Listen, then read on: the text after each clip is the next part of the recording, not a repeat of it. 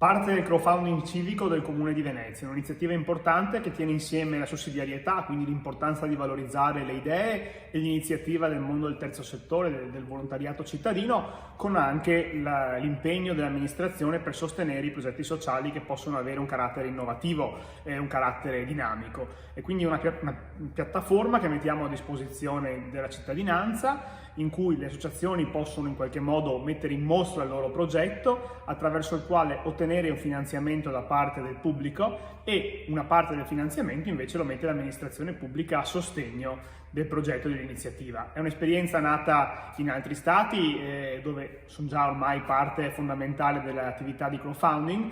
Qui in Italia siamo le prime esperienze e vogliamo lanciarla appunto da Venezia.